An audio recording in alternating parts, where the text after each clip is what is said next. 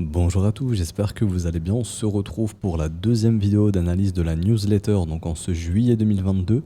Donc vous avez choisi, enfin ce qui est revenu le plus en commentaire, c'était Solana, EGLD, APE, Send, Cardano et Atom. Je pourrais en faire d'autres, hein, n'hésitez pas aussi à me mettre en commentaire des prochaines vidéos YouTube ou même sur celle-ci, simplement les altcoins que vous voulez que j'analyse. Donc voilà, j'en ai choisi 6. Je pense que j'en choisirai toujours 6. On va se mettre sur un format de 6. J'ai noté vos remarques. C'est vrai que je ne l'avais pas fait pour la première newsletter, mais de timer, de séquencer donc les analyses. Donc c'est-à-dire que par exemple, si de 1 minute à 8 minutes je parle de Solana, bah, vous aurez le timecode hein, comme sur les briefs YouTube. Comme ça, voilà, ça ira plus vite pour vous. Si par exemple, il n'y a que deux altcoins qui vous intéressent, bah, vous aurez directement le timecode. Donc vous savez que vous devez aller dans cet endroit de la vidéo, donc à ce moment pardon, de la vidéo, pour pouvoir regarder votre petite analyse. Alors du coup, on commence tout de suite par le Solana. Donc je répète un petit peu le format d'analyse. Donc on va commencer premièrement par de l'analyse plutôt long terme. On va essayer de voir ce qui serait possible ou non pour l'investissement par exemple. Et deuxièmement, ensuite on verra un petit peu plus sur du court terme, donc sur de l'unité de temps daily, s'il y a des choses intéressantes à dire ou non. Mais cette newsletter sera plutôt concentrée sur de l'investissement, enfin, en tout cas sur de l'analyse macro, donc sur une échelle vraiment weekly, voire mensuelle s'il y en a besoin, pour bien voir les cycles et pour voir quand il y a vraiment de vrais signaux de reprise sur un asset, pour voilà, qu'on puisse vraiment se dire ok, ce truc redevient haussier, ça peut valoir le coup d'être investi dessus. Et des trucs à ne pas toucher par exemple, donc si jamais il y en a, voilà, j'ai pas encore forcément regardé les charts, mais voilà, je vous donnerai mon avis, ça reste purement mon avis et de l'analyse technique ici, je parlerai pas de fondamental dans ce genre d'analyse, on est purement sur de l'analyse graphique et pas de l'analyse fondamentale. Même si des fois je pourrais faire des petites corrélations via le fondamental, mais en dehors de ça, je ne ferai pas une analyse du projet, de la technologie utilisée, etc., etc. Alors du coup, Solana, bon, on est clairement sur un cycle baissier, je pense que ça se voit, le cycle haussier est terminé. Encore une fois, lorsqu'on a un mouvement parabolique comme on a eu précédemment, ben, c'est pas un signal d'achat, hein, bien évidemment, donc le marché peut monter encore et encore, mais il y a un dicton qui dit que les arbres ne poussent pas jusqu'au ciel, et donc bah, ici c'est bien le cas, puisque tôt ou tard, une parabole, bon bah ça se retrace, et généralement sur le marché altcoin, c'est toujours environ 88,6. Donc c'est-à-dire que vous prenez un Fibo, vous venez du bottom jusqu'au top, vous tracez cela, vous allez dans les paramètres de votre Fib et vous rajoutez 88,6, et très généralement, c'est le tarif que se mange une altcoin dans un bear market sur le marché crypto. Donc là, bon, on va faire le replay, on va revenir jusqu'à aujourd'hui. On est où? Ah, bizarrement, on est à 0,886 et vous pouvez faire ça sur toutes vos alts. Quasiment, on y sera. Bon, ça veut pas dire que le bottom est ici, bien évidemment, mais au moins, c'est une bonne localisation. Donc ça vous évite en fait d'acheter quand c'est tout en haut. Et vous achetez en fait 88% environ hein, moins cher. Hein. Donc ici, voilà, 88% moins cher, vu que c'est du 88,6. Ça veut dire que le marché a retracé de 88%, 88,6%. Bon, ça c'est la première étape, c'est la localisation, c'est-à-dire ok, mon marché se trouve où? Bon, il se trouve dans une zone très intéressante. Donc est-ce que investir ici c'est intéressant pour tous ceux qui vont faire de la stratégie type DCA, donc c'est-à-dire dollar cost average, j'achète un petit peu par un petit peu, oui, on est dans des zones où le DCA est possible. C'est-à-dire que jusqu'à environ, je pense, 2024, faire du DCA sur Solana, tant qu'il sera, je dirais, là-dedans, voire plus bas, bien évidemment. Bon, allez, si on veut optimiser, voilà, tant qu'il est là-dedans, vous avez un DCA vraiment exceptionnel. Donc acheter un petit peu par un petit peu tous les mois ou 2 fois par mois, par exemple. Toutes les 2 semaines, ça peut être intéressant, ça va vous donner un prix moyen d'achat peut-être quelque part par là. Et si vous croyez au Solana, bon bah d'ici 2024, cyclicité du marché crypto, où généralement le marché se relève, on a de beaux cycles haussiers, donc l'halving du Bitcoin en 2024, donc du coup on aura probablement un cycle haussier d'ici 2020, enfin pour 2024-2025. Si vous avez investi dans le Solana avec un prix moyen d'achat, je sais pas moi, 40, 50 dollars, bah, il y a de grandes chances que vous puissiez faire des bénéfices. Donc c'est pour ça qu'il va falloir être patient, et c'est ce qui fait que si on investit toutes les 2 semaines ou toutes les 4 semaines, donc tous les mois, bah, en 2 ans, on peut se construire un bac de Solana plutôt intéressant, avec un prix moyen d'achat intéressant pour faire de la plus-value d'ici 2024. Donc je vais vous mettre ici aussi, environ, on pourrait estimer une reprise du marché pour voilà, fin 2023, début 2024, pour un nouveau cycle haussier, du coup dû à l'halving du Bitcoin, qui sera donc là programmé pour début mars. Il peut être repoussé si la difficulté descend, si la difficulté monte, il peut être avancé dans le temps. Donc voilà, mais en gros, je dirais l'halving, ce sera pas avant février, janvier 2024 et pas après avril, voire mai 2024. Donc c'est la fenêtre où le marché peut redéclencher quelque chose d'aussi. Par exemple, le précédent halving, si je dis pas de conneries, c'était février 2020, ou enfin entre février et juin 2020. Bon bah vous regardez ici, hop, alors on était où? Voilà, c'était quelque part par ici, hein. Et après, bon, bah, l'année 2021 qui a été très très très bullish. Ok, donc 2024-2025. Bon, ça c'est au niveau de la cyclicité. Maintenant, techniquement, qu'avons-nous? Bon, on a un marché qui arrive à se tenir depuis environ le 13 juin 2022, donc ça fait depuis plus d'un mois qu'on n'a pas fait de nouveau plus bas.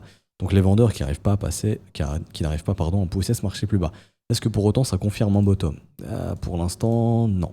Ce qu'il faudrait déjà, c'est réussir à former une structure de retournement. Donc par exemple, moi ce que j'adore, c'est des W, qui eux sont là pour indiquer quand ils se forment en weekly, qu'il y a de grandes chances qu'on puisse avoir formé un bottom et vraiment redéclencher quelque chose d'haussier. Par exemple, ici. Alors, on avait un petit, juste ici, sur Solana. Donc ça, c'est un bon signal d'investissement. Donc il y en avait un ici, même deux. Donc un gros, donc deux petits. Déclenché ici le 15 juin 2020 à 67 centimes. Donc bon, c'était un bon prix à l'époque. Puis on en a un beaucoup plus gros ici. Voilà, tac, et pam. Là, c'est vraiment le début du bull market de Solana. Et là, il accélère vraiment. Et ensuite, il nous a fait le luxe de nous en offrir un autre ici, tac et tac. Dans un W également ici, où là, pareil, nouveau signal haussier, bam, grosse accélération. On en a eu un nouveau ici, mais là, c'est déjà trop vertical, bien évidemment. Là, c'est vraiment pour ceux qui veulent jouer la tendance, trader la tendance. Et on a eu un dernier mouvement de 176 à 260 $. Bon, quand même une plus-value plutôt intéressante si on arrive à couper au bon moment. Et là, c'est pas vraiment le signal le plus intéressant. Et du coup, bah là, on attend ce genre de signal à nouveau qui n'arrive pas encore pour le moment. On a essayé d'en faire un là il y a vraiment pas longtemps. Oups. Est-ce que je peux revenir dans le passé? Oui. Est-ce que je peux remettre mon fib? Oui, en fait, on en a fait un. Enfin, on essaye d'en faire un là cette semaine. Ça n'a pas réussi. Petit W, ça serait un premier signal d'investissement. Maintenant, c'est pas le plus gros signal qui peut être donné. Idéalement, plus la structure est imposante, mieux ce sera, plus ce sera puissant. Et du coup, le Solana est à la même charte que Ethereum. Je vais vous montrer ça en 2018. Donc vraiment, c'est très flagrant, ça va vous sauter aux yeux. Mais là, je vais aller sur Ethereum. Et du coup, je vais calquer Solana. Donc ici, je vais ajouter Solana USD sur FTX. Hop, comme ça. En fait, non. Vous allez voir ce que je vais faire, ça va être beaucoup plus simple. Je vais simplement bars pattern ici. Je vais lui dire de me copier ce qui a été fait là. Et de me coller tout ce bordel.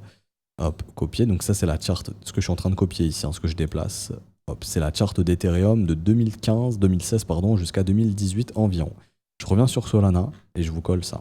Hop, et donc ça, c'est la charte d'Ethereum. Et c'est pour vous montrer à quel point c'est ressemblant. Donc là, je vais mettre les deux comme ça. On va les mettre sur la même échelle environ. Comme ceci, donc on va les mettre au même endroit. Tac, même échelle. Hop, ici. Donc vous avez à gauche Ethereum 2016-2018, Solana à l'heure actuelle, donc 2020-2022. Regardez-moi comment la charte est très très ressemblante. Je passe ça en candle, donc en bougie, si je peux. Ah, on peut pas mettre en candle un collage. C'est dommage, bon, c'est pas grave. Du coup, ici, je vais le passer aussi en close line. Et voilà. Donc, regardez-moi cette ressemblance juste monstrueuse. Donc, nous avons ici notre premier petit W. Donc, notre base, en fait. La base, hein, généralement, les altcoins, c'est toujours comme ça. On a une grosse base horizontale qu'on aimerait retrouver sur Solana pour un bon signal haussier. Donc, on a toujours une première base horizontale très peu volatile, où là, c'est l'accumulation des gros, en fait.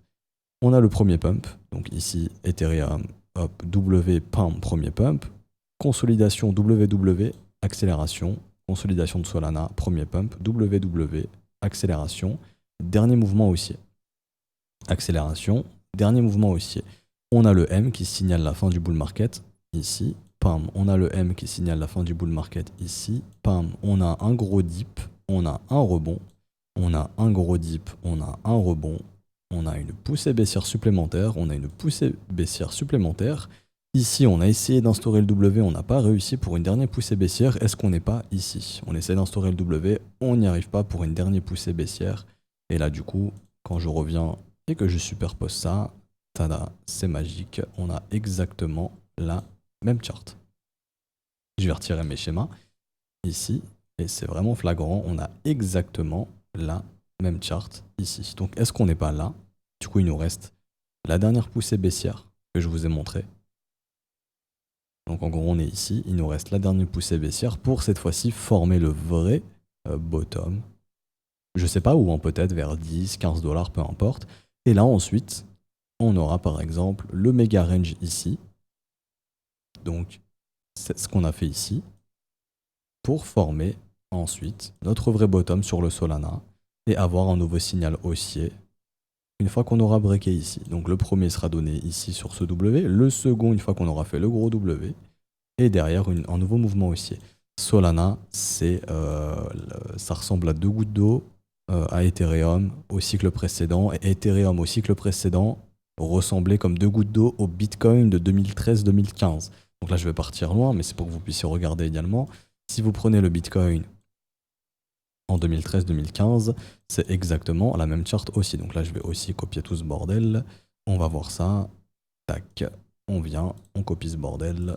Copier, je retourne sur Solana. Donc, vous avez... Ça veut fonctionner? Oui. Vous avez du coup Ethereum 2015-2018 ici. Hop, je supprime tout ce bordel également. Donc ici, bon, c'est Ethereum, comme je vous l'ai dit. Et vous avez, on va foutre à droite le Bitcoin. Tac. Et donc ça, c'est le Bitcoin de 2015. Bon, bah, vous allez voir que déjà, Bitcoin enfin, le Bitcoin de 2015, c'était l'Ethereum de, du coup, 2018, tout simplement. Donc pareil, horizontal, donc c'était plus horizontal que ça. Phase de pump, ici, on a une consolidation qui fait un nouveau mouvement haussier. On a le M qui signale la fin du marché haussier. On a un dip, un premier rebond, comme ici. On va plus bas, on a tenté de faire le W ici, ça n'a pas réussi.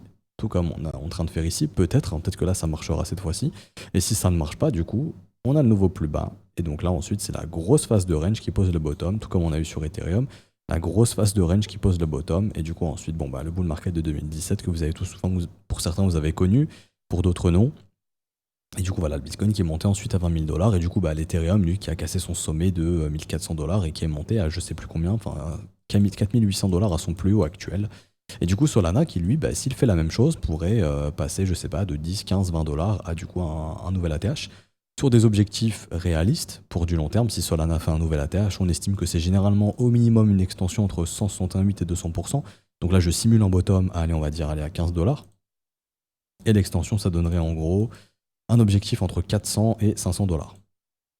Donc ce qui ferait une plus-value vachement intéressante. Et du coup, on a exactement la même charte. Et ça, c'est toujours le cycle crypto, hein.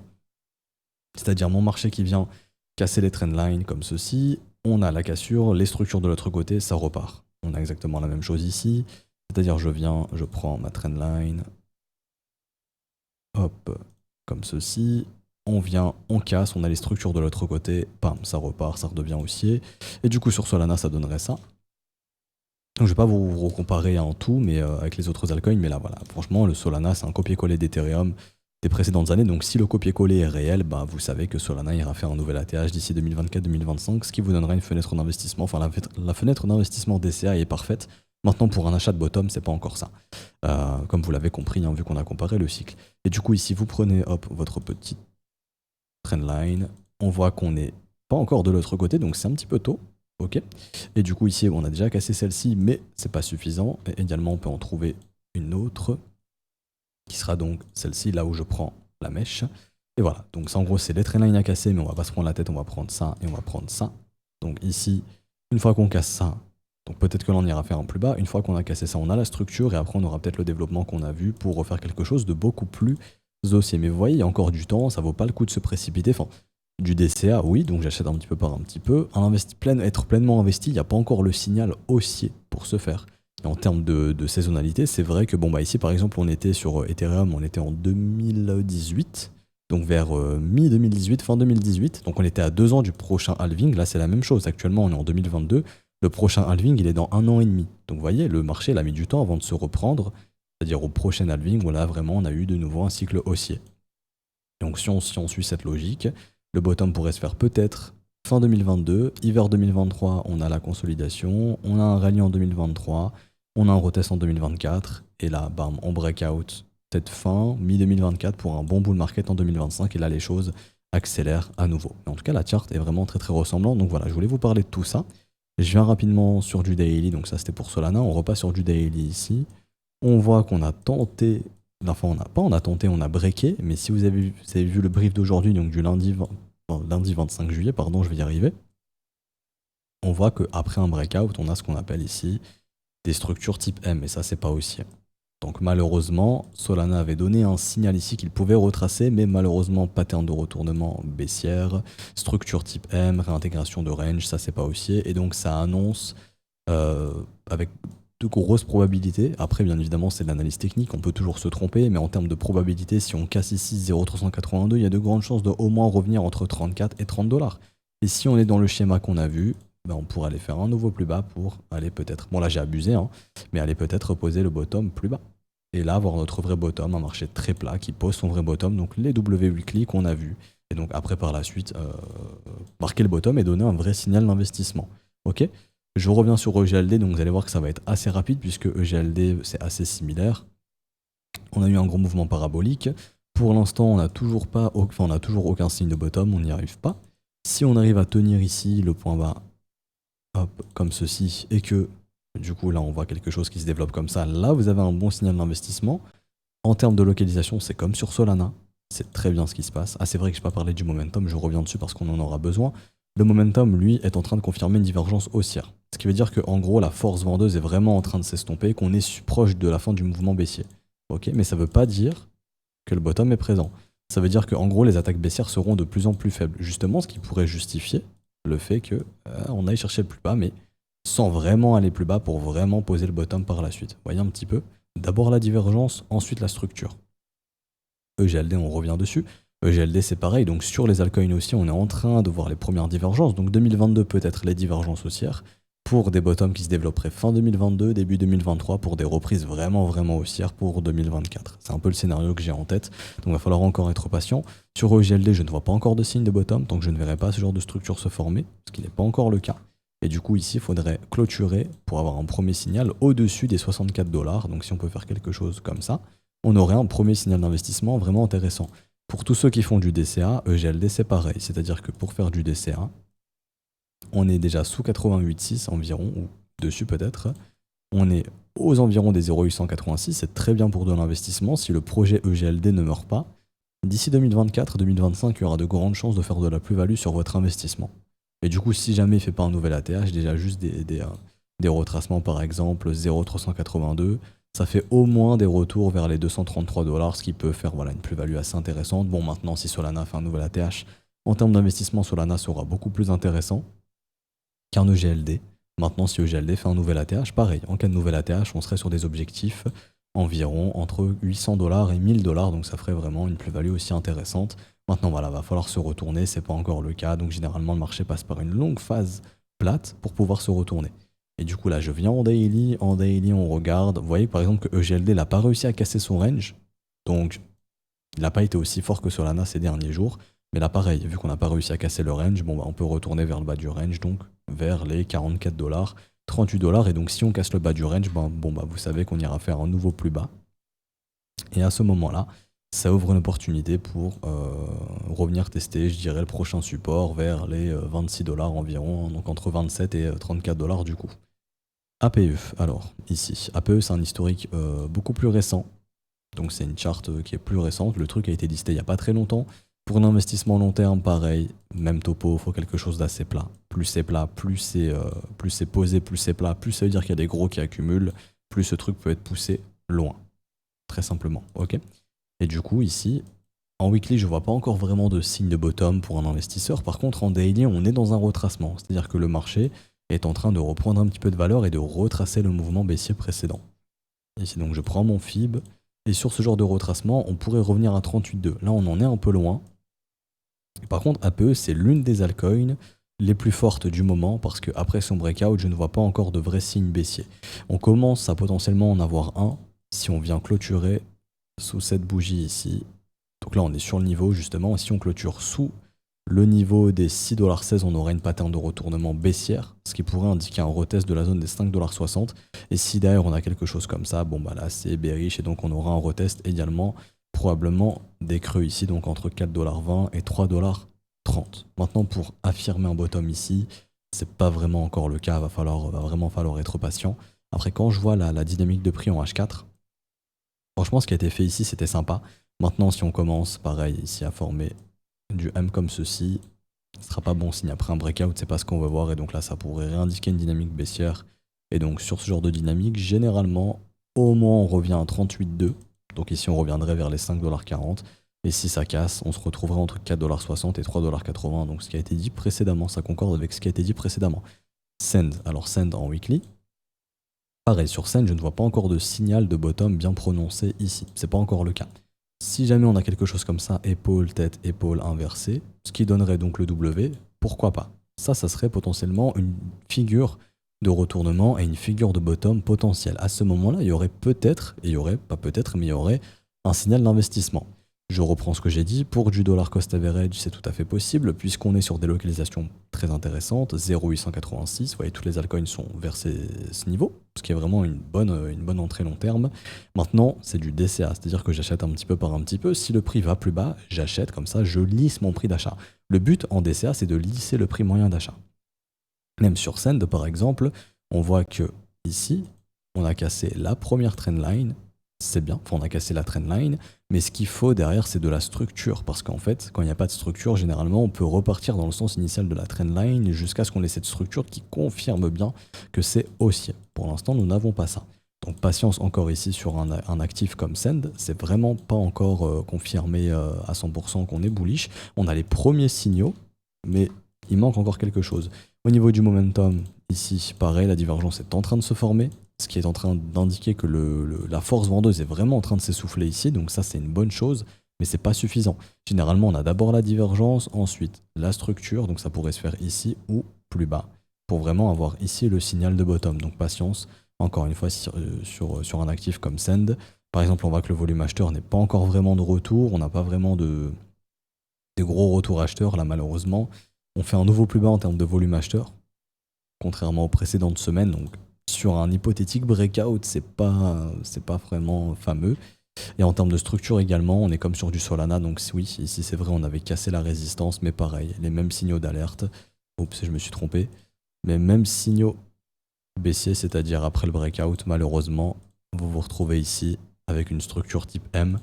Et c'est pas forcément ce qu'on voulait voir, hein. C'était bullish. Donc sur Send, on a réintégration.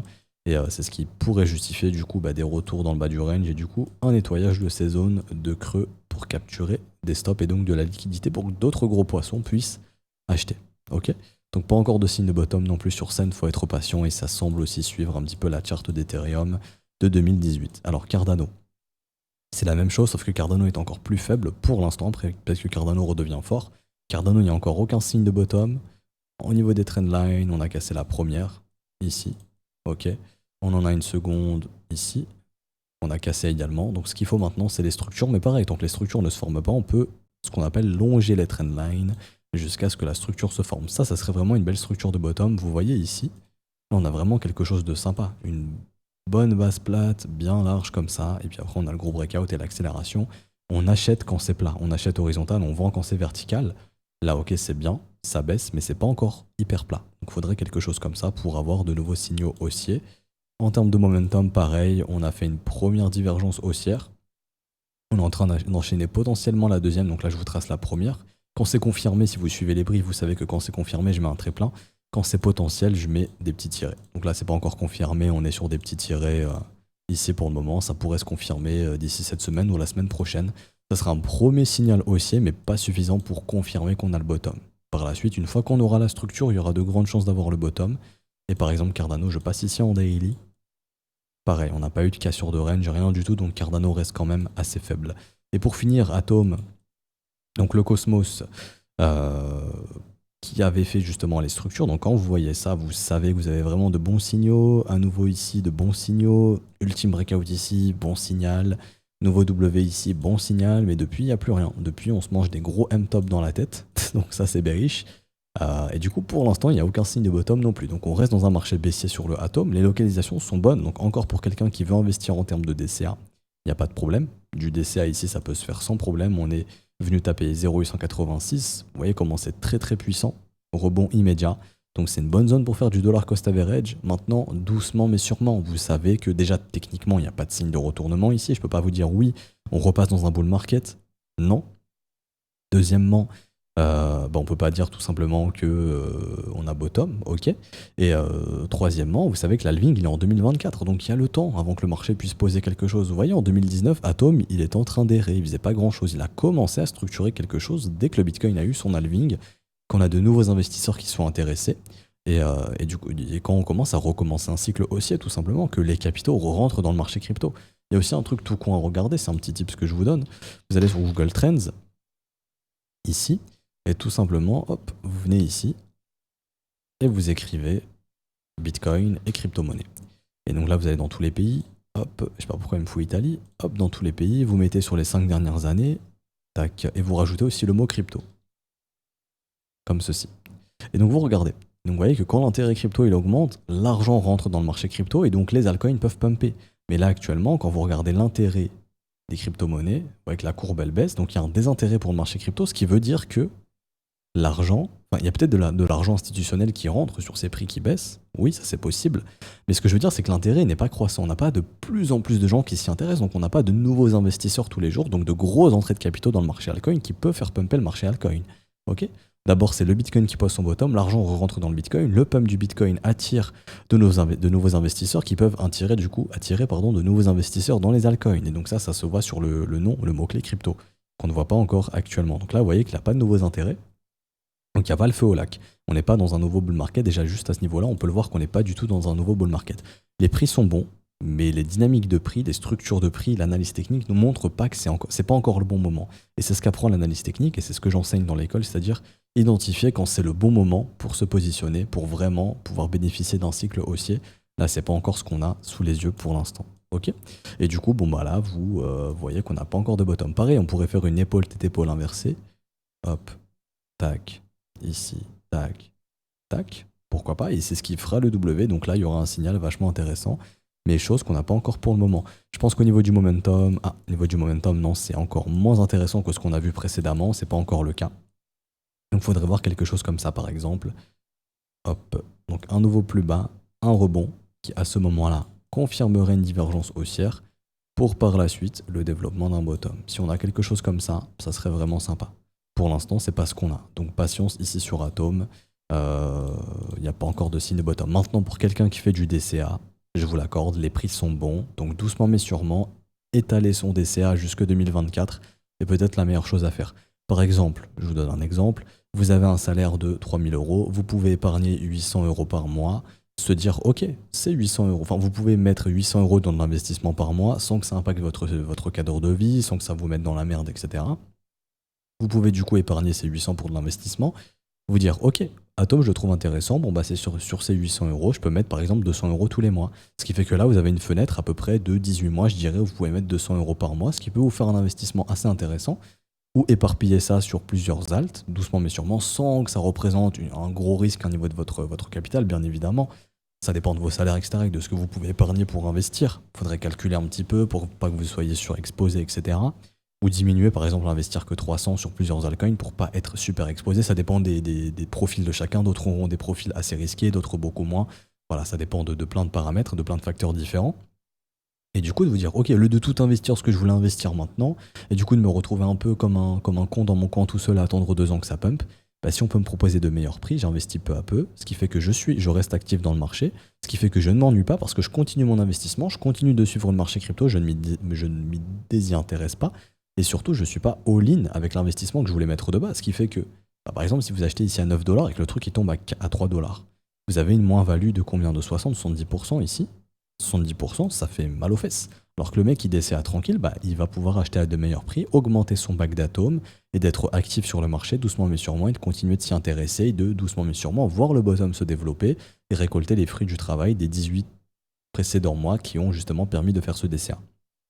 Ou alors vous avez mon profil qui moi est plutôt j'attends que ce genre de structure se forme. Pour l'instant je ne les vois pas donc je n'investis pas forcément dans l'atome. Solana m'intéresse. Fondamentalement, c'est un projet qui m'intéresse, je pense qu'il a de l'avenir, mais techniquement, je ne vois pas encore le signal d'investissement dans mon cas. Donc pour faire du dessert, oui, moi c'est pas ma stratégie, mais pour de l'investissement, j'ai pas encore ce qu'il faut sur Solana. Du coup, je patiente. Atom, c'est la même chose. Atom peut m'intéresser, mais je ne vois pas encore ce qu'il faut ici pour pouvoir rentrer. Et du coup, pour revenir en daily, pareil, on avait eu les petits W, donc c'était bon signe, mais là, pareil, on commence à faire de la pattern de retournement baissière. Sur ce pump, on a des divergences de momentum baissière. Ce qui veut dire que ce mouvement en fait est faible et que du coup, bon bah le mouvement haussier est probablement fini sur Atom. Pas encore confirmé celle-ci, je me suis un petit peu précipité, celle-ci est confirmée cette divergence, l'autre pas encore, donc petit tiré jusqu'à ce qu'elle soit confirmée, mais en tout cas c'est pas ce qu'on veut voir sur un mouvement haussier, des divergences baissières. Donc là il y a de grandes chances qu'on puisse revenir tester les creux pour peut-être cette fois-ci former quelque chose ou aller faire un nouveau plus bas pour former le bottom plus bas. Ok ? Donc on s'arrête ici pour cette vidéo sur cette newsletter. J'espère que ça vous aura plu. La prochaine du coup sortira au mois d'août. Je garde un historique de la newsletter ici, hein, donc des altcoins qui ont été analysés en fonction des mois. Comme ça je pourrais peut-être refaire un point, peut-être dans 6 mois, peu importe, quand il y aura vraiment des choses intéressantes sur les précédentes altcoins que j'ai analysées pour revenir dessus. Donc, par exemple, il y a peut-être un mois où je ne ferai pas une nouvelle analyse d'alcoin, mais je réanalyserai les anciennes pour voir si on a de nouveaux signaux haussiers, pour que vous puissiez être tenu au courant s'il y a vraiment des avancées, des choses croustillantes à se mettre sous la dent.